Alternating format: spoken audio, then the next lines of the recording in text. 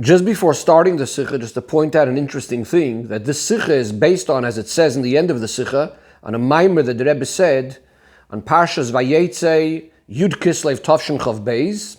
This was the first of 3 maimorim that the Rebbe said on that particular Farbrengen, which is something very unique. It's the very only time the Rebbe actually said 3 maimorim in one Farbrengen. And the Rebbe starts off the Sicha, and the Rebbe says that in connection with Hashem's bracha to Yaakov Avinu, that ufaratsta yom of akedma v'tzafoyin of anegba, you will spread out, you will burst forth into all directions. Chazal tell us, kol ha'ma'aneg es haShabbos, anyone that delights on Shabbos is given a heritage without any boundaries, without any limits. Because the pasuk says, oz tisanag al Hashem, then you will delight with Hashem, etc. V'hachalticha nachlas Yaakov, and I will give you the heritage of Yaakov. And Chazal say that it says specifically Yaakov, not like Avram and Yitzchak, which regarding them it says certain limitations and measures of how they were given Eretz Yisrael, but rather, as it says by Yaakov, ufaratsta yom of akedma v'tzafoyin of anegba, that he's going to burst forth into all directions. Now we know that there's a concept called midah keneged midah, the way the Eibishter pays for a mitzvah is measure for measure. So we must say that in this case, it's also the same thing. We need to understand in what way is the mitzvah of delighting on Shabbos somehow connected with this concept of bli meitzorim, without any limitations, without any boundaries, that this is the reason why he would get a nachla bli meitzorim, a heritage, without any limitations, without any boundaries for keeping Shabbos. The Rebbe says this idea that the reward for keeping Shabbos is the bracha of ufaratsta, a heritage without any boundaries, we also find in regards to Yaakov Avinu himself. Chazal tell us that in regards to Avram, that we don't find that it says specifically that he kept Shabbos. He inherited the world, but was still with a certain limitation, a certain measure. As the pasuk says, Kum ishalich ba'aretz, Hashem says to Avram Avinu, go, walk in the land, la'arko, l'rachba, the length and the width.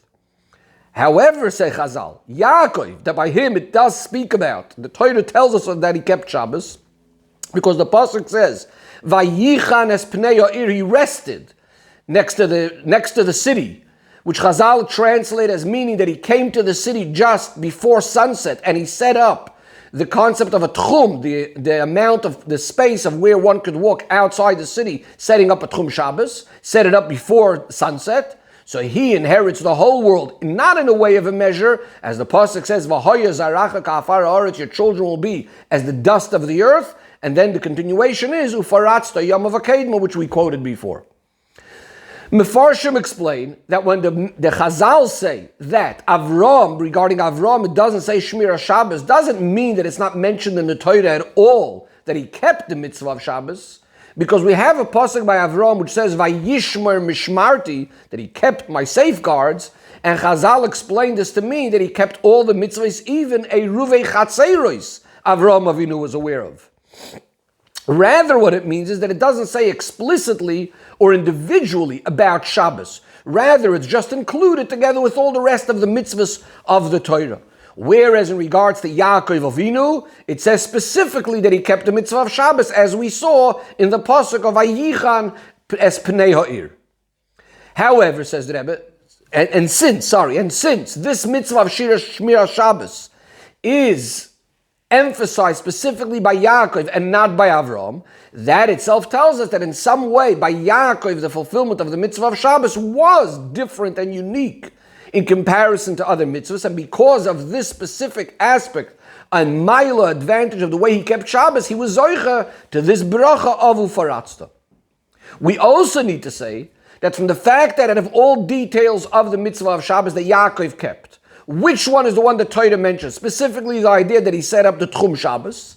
It's understood that even though, yes, it's true that the bracha of ufaratsta is connected generally to the idea of keeping Shabbos, as Chazal say, Yaakov shakosov by Shmiras Shabbos, the Yaakov that Shmiras Shabbos says about him, he's zoicha to this unlimited heritage. Nevertheless, there must be still a specific connection to the idea of the Tchum Shabbos. In other words, this special quality, the special way of how Yaakov keeps Shabbos, and Yaakov is unique in the keeping of Shabbos, is somehow specifically connected with the fulfillment of the idea of Tchum. So we need to understand First of all, in what was the special, unique way of Yaakov keeping Shabbos to the way that Avraham Avinu keeps this very same mitzvah, that for this reason, it's mentioned only by Yaakov specifically that he keeps Shabbos, and that's why he is Zoicha to the bracha of Ufaratzta. And also, why is this special quality specifically brought out in the idea of Tchumen? To understand this, says the Rebbe, we're first going to understand something that the Mittler Rebbe, whose Geula it is on Yud Kislev, explains in his Maimer that starts with the words Ato Echad, where he explains the difference between the mitzvah of Shabbos and other mitzvahs. And what he says is that other mitzvahs, since the way we fulfill them is through a positive act, there's going to be differences in the way a great tzaddik fulfills the mitzvah and the way a simple person fulfills the mitzvah. Great tzaddikim, for example, when they put on tefillin next to their heart and on their head, by them, their own heart and head and brain is going to be on a much greater level than other people, and therefore the tefillin is going to be on a different level, as opposed to the simple people, and so too in regards to other mitzvahs. However, when it comes to the mitzvah of Shabbos, which is more about abstaining from work, it's about resting, not doing activities. So when we speak about not doing something, there isn't going to be a difference between one yid and the next. Because even though it's true that the rest of a simple person is going to be from ordinary work, then you might have a different kind of rest, like those people that were involved in doing the malacha, the work of the Mishkan, and not doing it on Shabbos. We also have a spiritual type of rest, which is the idea of not being involved in the regular birurim that happen usually during the week. Chassidus explains that Shabbos is higher than birurim of elevating and refining the world. During the week we're involved in elevating the world. But all of these differences is only a difference in what we are resting from. But in the actual resting itself and the fact that we are resting, says the Mittler Rebbe, that hakoil shavin mamish, and that we are all exactly the same. Therefore, says the Rebbe, through the fact that we fulfill b'shleimus completely the resting, and what is resting on Shabbos? As Chazal tell us, that you do it in a way kilu kol malachta chasuya, as if everything was done already, you're just completely resting. And because of Oynig Shabbos, because of the delight of Shabbos, you're not thinking about any of your weekday activities at all. So this itself is the greatest pleasure, this itself is the greatest delight. Now the reason why it is actually that specifically on Shabbos, it ends up being that all Yidden are the same, the Mittler Rebbe explains, because the main idea of the mitzvah of Shabbos is the rest of the nefesh, but on the deepest level, the very, very essence of the nefesh, the level called the yechidah, the level that's higher than the normal revelations, expressions in the mind and in the heart. In other words, the mitzvah of Shabbos is connected with the deepest part of the nefesh, the essence of the soul, the yechidah shebenefesh. And this is the real reason why there are no differences between one yid and the next, because on the level of Yechidah, all Yidden are the same, from the greatest of the great to the simplest of the simple. According to this, the Mittler Rebbe explains what we say in davening on Mincha of Shabbos. And what we say is, that the rest of the Yidden is coming from you, Hashem, and for their rest, Yakdishu es Shmecha, they sanctify your name. Through their rest they sanctify your name. For your rest they sanctify the name. That is as follows. The menucha of Shabbos is coming from you yourself, from the very, very essence of Hashem. And this is why this menucha, this rest by Yidden, is also connected to their essence, their yechidah. And this is the connection to V'al menuchasam yakdishu es shemecha. What does it mean, sanctifying Hashem's name? The idea of mesiras nefesh, sanctifying Hashem's name, this is something that exists completely by all Yidden equally. Because the koyach for Mesiras Nefesh for Kiddush Hashem is coming from the Yechidah Shebenefesh, and this is why it says Va'al menuchasam yakdishu, that the menucha of Shabbos is connected to this darga of Kiddush Hashem. Because both menucha of Shabbos, the rest of Shabbos, and the idea of sanctifying Hashem's name are both connected to the Yechidah Shebenefesh, both an expression coming from that deepest part of the soul. Says the Rebbe, this idea that the Yechidah Shebenefesh is complete by every single Yid, regardless of where his actual faculties are and what he's up to, is because the Yechidah is completely removed from all of the regular koiches, from the regular faculties, the regular attributes of the person. It's higher than what we call gilui, higher than the regular level of the revelations of the soul. In other words, the Yechida Shebenefesh is even higher than that which we refer to as the Makifim of the Neshama. That is, we have the level, the internal part of the Neshama, we have the Makif, the part that's a little bit more aloof and beyond.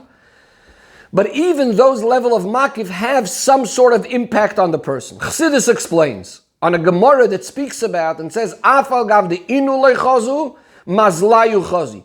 Which means to say that sometimes you can have a situation, the Gemara tells a story about that there were certain individuals that they themselves didn't see a certain vision, but their neshama l'mayla saw it. This is called the mazel of the neshama, the makif of the neshama.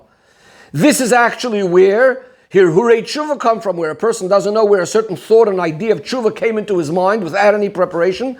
It's coming from this level that's called the makif of the neshama, the part of the neshama that's beyond. But nevertheless, it still has some sort of impact on the person. But the level of Yechida is completely higher than having any revealed impact on the person, to the extent that it seems like as if it has no connection to him at all. And this is why, where does the Yechida dwell? It's not inside the guf, it's not inside of the keli of the guf. Furthermore, it's not even in the parts that are called the makifim, that are considered the things that surround the person, like his clothes or his house, which are, that's where usually we would say the makif of the neshama rests over there. Because since this idea of the yechida, since these makifim are still in some way connected to the person, they are still in some way measured according to the person. And this is true, first of all, regarding clothes. They are definitely according to the size of the person. This is called makif hakorev, something a little bit closer to the person. This surrounds the person in a way that's fitting, is measured and fitting to his body. But in truth, even the level of bayis, even a house, which is called a makif harochik, a more distant type of encompassing light, nevertheless, this is, and it's further from the person, but still it's in some way connected to the person himself. And therefore, in these places, both in the clothes and in the house, this is still not the place where the Yechida dwells. Yechida is completely removed from the person. And rather, as it says in the Maimer over there of the Mittler Rebbe, where does the Yechida dwell? This is in the Dalid Amois of the person. That means it's completely outside the person.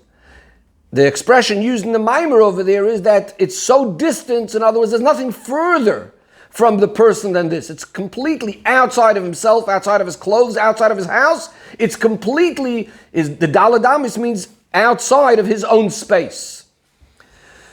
In other words, the Rebbe doesn't say this point in the Sicha over here, but the way it's brought in the Maimer and so on in other places, it seems to be because the Daladamis are usually even outside the person's house as well. Daladamis is not in the person's house. This is when you're in an outside domain. And therefore, this is specifically the place of the Yechida completely outside the person. Says the Rebbe, this is also the reason why there is the halacha of Daled Amos in regards to Shabbos. We know Chazal learn out from the Pasuk where it says, Shvuish tachtav al yetzi ish mim koimei. The Pasuk says, everyone should stay in their place and not go out of their place. And we learn out from this that a person has a Daled Amos space outside of which will be already completely away from him. Because why are we focusing on this idea of Daled Amos on Shabbos? Because the Yechida, that's when it's revealed.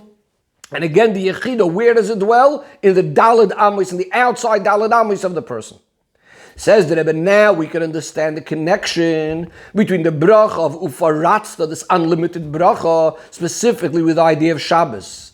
We said Ufaratzta means getting a heritage without any limitations, without any boundaries. Which in truth, what would this be referring to? This is referring to the infinite and expansiveness of the very essence of Hashem, who has absolutely no limitations, and therefore it comes from what? From keeping Shabbos, because as said, Me itcha hi menuchasam. This idea of Shabbos is connected, dafka, with coming from the very, very essence of Hashem. And this exactly is also the special mila, the special idea of how Yaakov kept Shabbos, different to the way Avraham Avinu kept Shabbos. By Avraham Avinu, Torah includes, his keeping of Torah includes everything, including keeping of Shabbos. That means it's part of the whole Torah. In other words, Avraham Avinu's inyan was not specifically to show the special quality of keeping Shabbos, in other words, not in any way different to other mitzvahs, and therefore it's just included with the rest of Torah and mitzvahs. So it doesn't emphasize the revelation of the Yechidah, because it's just part of all the regular other avodas. We don't see the Yechidah aspect of here. Specifically Yaakov, who, as Chassidus explains, Yaakov is called Kava Emtsoi, the middle column. We have Chesed on the right, Gvura on the left, or Avram on the right, Yitzchak on the left. Chesed and Gvura right and left, and in the middle, that's Yaakov, that's Tiferes, which goes up, as Chassidus explains, all the way to the deepest place into Keser. He is the one that has the complete bitul, absolute bitul. And this is why it actually says as an introduction to the bracha, it's like the dust of the earth. What's the idea of offer? What's the idea of dust? That represents absolute bittul. Because Yaakov Avinu is in that position, in this place of absolute bittul, and this middle column that goes up all the way to Keser, to the highest place, by him was shining the Yechidah.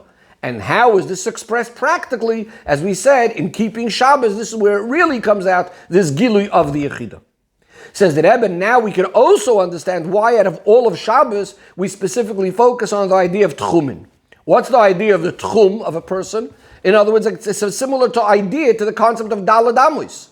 The Tchum, Shabbos, also means this is the space of the person. For this Shabbos, he has designated this place, similar to Daled Amos, which is the place the person takes up. This is actually why we learn out this whole idea from the Pasuk Al Yetze Ishmim Koimoy. We learned this idea of Tchum Shabbos as well. It's all connected to the same idea.